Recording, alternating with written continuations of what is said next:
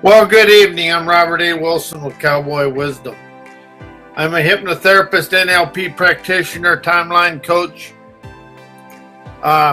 published author of Fear is My Friend, Holiday Wisdom, My Visionary I Am, How Did I Prove Myself, I Am Wisdom, and many more books.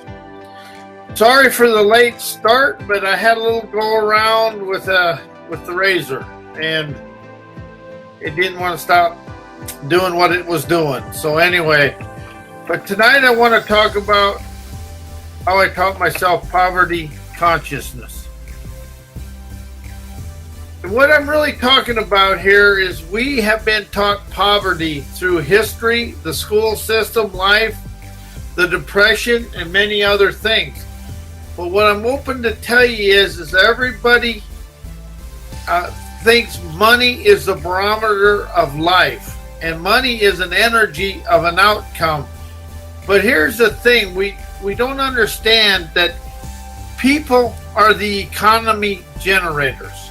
It takes wages, business, it's an ecosystem of economic celebrations opening new wisdom. But here's the thing, how is debt, credit cards, and all that poverty consciousness? And I have debt and I have credit cards, but I've been really trying to get ahead more than anything. But what I'm really trying to open up for people to understand is greed is poverty consciousness. But we've been taught to live in poverty, being jealous of other, catagorhazing. And what I mean by catagorhazing is really categorizing, but we haze everybody into this place, and we really think that we understand where it's at and where it's going. So as I open up to understand poverty, the history of the world in ancient history has always been about poverty, because we think people are pawns to manipulate rather than pawns for success. So what is the poverty of the world today? Poverty is the one that opens up and tells us where to shine our divine life and our divine light on. So as I move forward and I really start to understand this, how many businesses would be successful without people? And what kind of tranquility, but an easier way of life would people have without business? See, that's the thing. Businesses think people are pawns to manipulate rather than the energizers of their bottom line. So as I open up to realize that life is about energizing the wise rather than being stuck in the muck of everything that's going on. So with myself, I used money as a barometer, and I thought if I had nice things, people would like me, and I thought if I had this, people would like me, and that's the biggest lie I've ever lived. People like me for what's right here. And that is where I'm really opening up to understand that life begins when I win through wisdom, innovation, and talent. But it's really my communication with the world is where I win.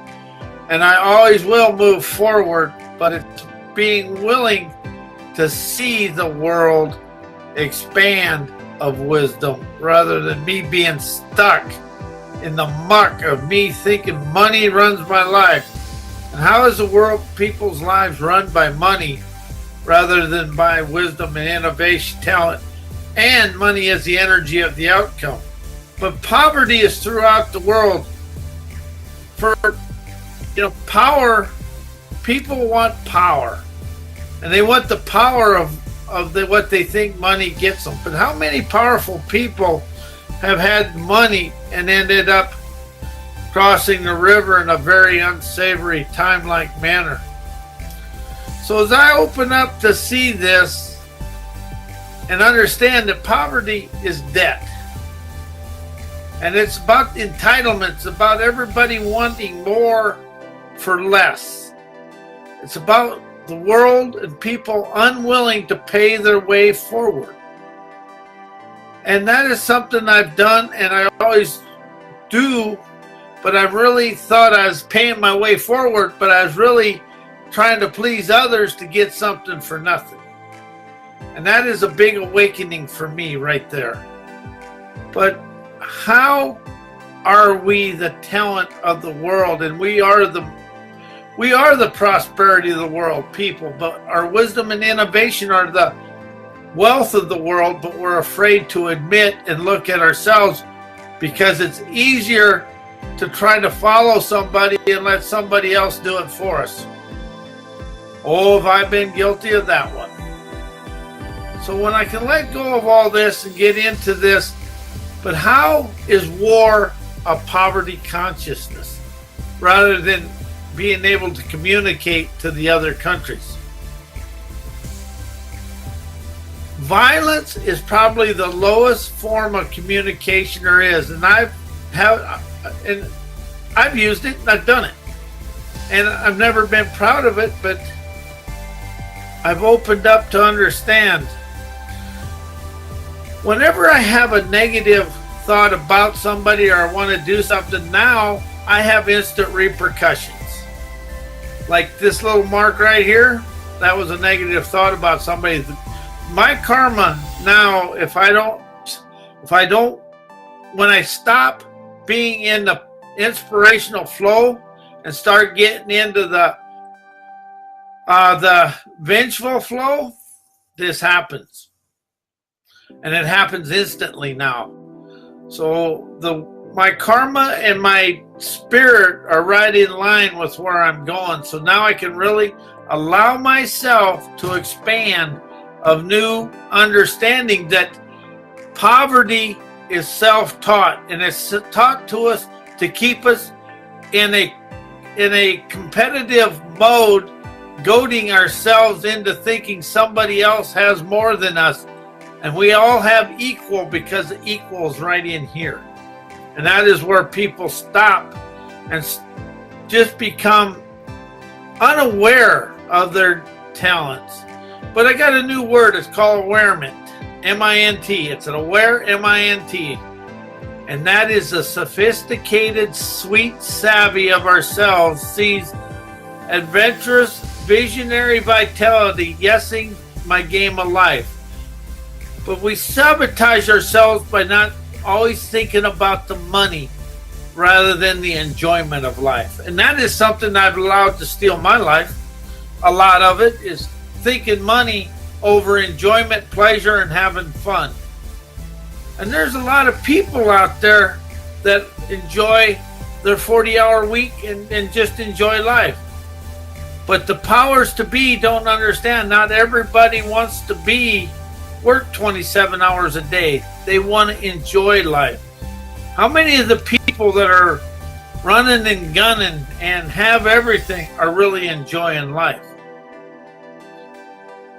And how is having a lot of money and being super wealthy, but yet you're afraid you're going to lose it all and it'll all go away? How is that a poverty consciousness?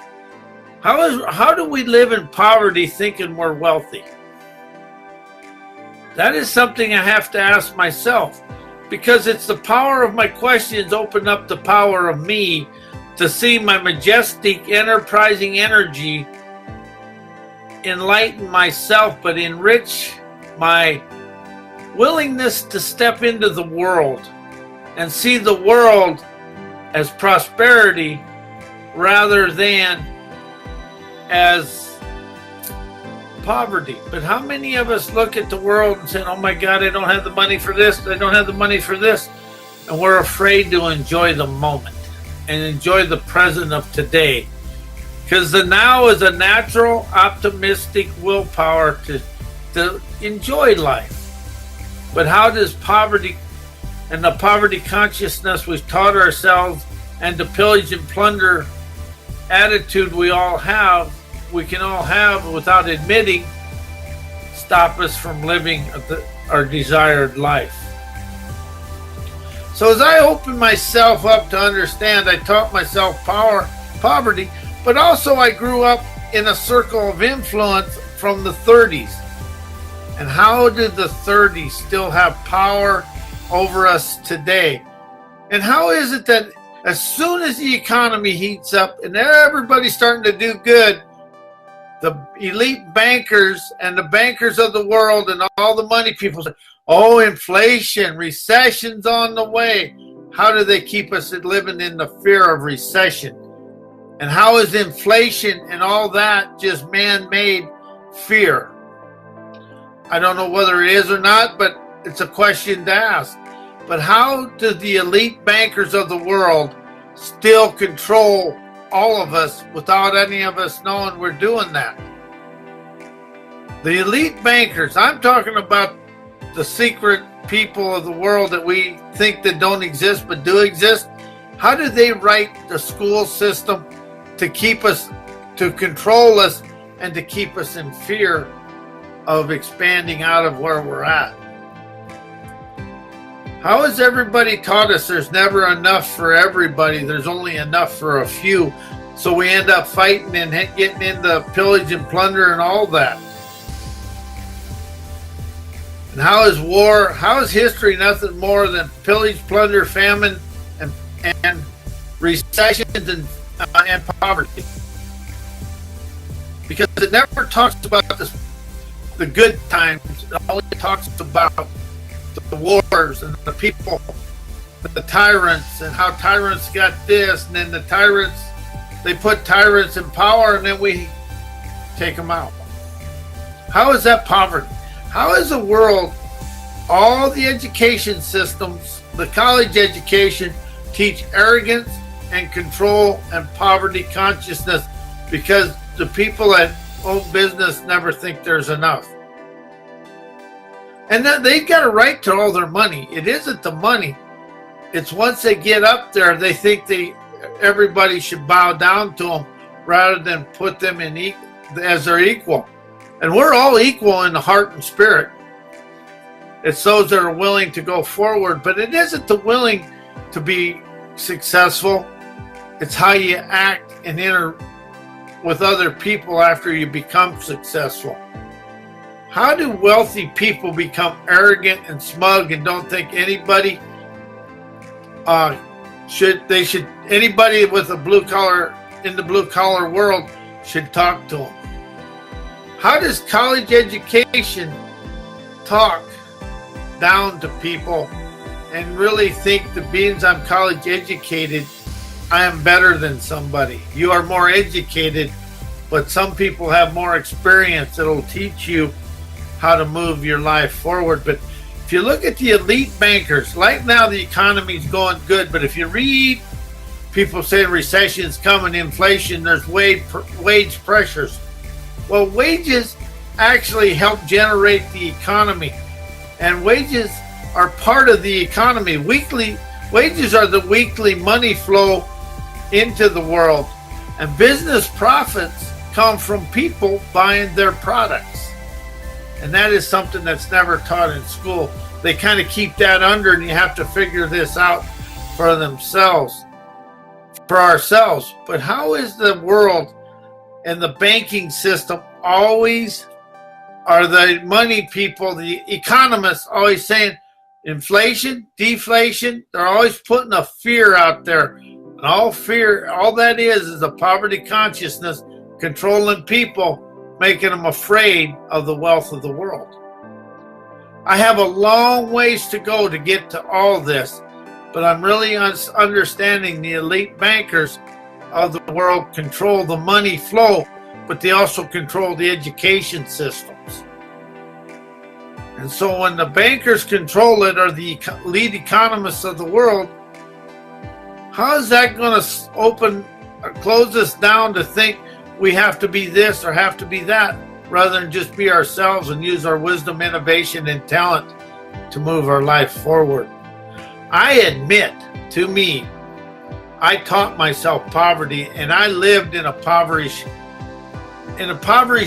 mindset because I never thought there was enough, and I always wanted to be up in the higher echelon.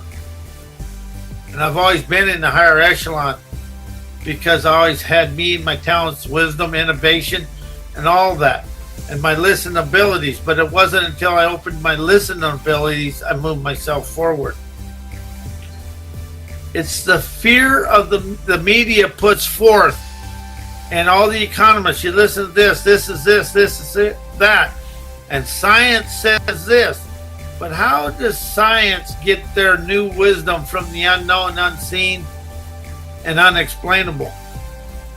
How is science actually the spirit of the world, of the universe, opening up new technology and better advancement for us, rather than us thinking we know and we understand this?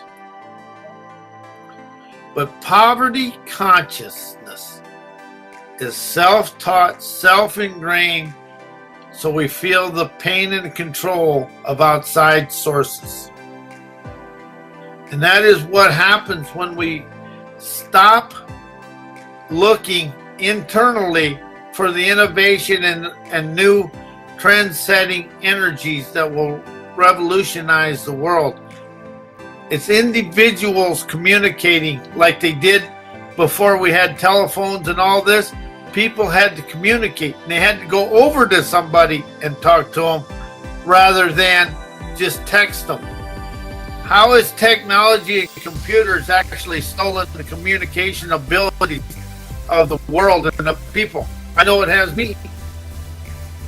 The more I admit where I'm stuck in the muck of poverty, whatever, but there's also a grandeur in there for me to see, because I can unwrap the gifts of poverty to see the prosperity opening, vibrant, enterprising, revolutionary, trend-setting jazz for me to dance in my game of life. And dance is daring, affluent, nirvana, celebrating every day, because we are the royalty of life. Everybody is the royalty of life. Everything else that's royalty is a figurehead taught by history. But we are the people of the new, we're the Newman leaders of the world, because we're a spiritual power opening up to our inner innovations that will expand us and move us forward. Here's the question of the day. Do I desire to change, or do I desire to expand? Which one gives you the power? Because both of them are good. For me, it's expand, because it unhooks the memory. And how is poverty conscious a thinking, memory, mind binding us, and we never having enough? And we're always looking for material chattels, money, everything to have enough. But how are we dynamic, just as we are, to see the world, to expand the world with our leadership lure, loving, optimistic, revolutionary, enterprising endeavors forevermore? People are the assets of life, not money, not material chattels, not anything. And how is human life looked at as expendable, and money is what everybody wants? Money, power, and wealth. That is called greed. How is the greed of the world creating the need for everybody to be like that? How is the school system and the life societal structure set up for greed to be the leader of life, rather than the spiritual supremacy with all of us to communicate and celebrate life's treasured pleasures that we all encompass and we can all share to the world?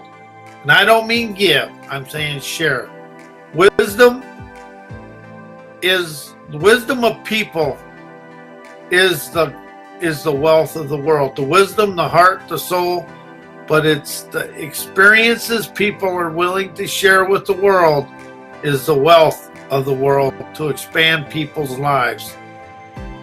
And I am Robert A. Wilson with Cowboy Wisdom, and I am a hypnotherapist, NLP practitioner, and this will all be on YouTube this Sunday, but it's really about letting go of poverty and opening up to the prosperity of our spiritual serenity that will open up our wise man wininity. Wininity is wisdom, innovation, nurturing innovation, our intuition, and natural imagination, trend-setting yazza jazz and yazza pizzazz, and all this good stuff in life, of life. But but people are the prosperity, and everything else is the outcome of people communicating with each other. And my website is mycowboywisdom.com. My books are at howdiditeachmyselffear.com and amazon.com/author/Robert A. Wilson. And my email is robert@mycowboywisdom.com. And I want to say good night to everybody. I'm sorry this was late, but I had a little mishap that just wouldn't let me on until 17 after 7.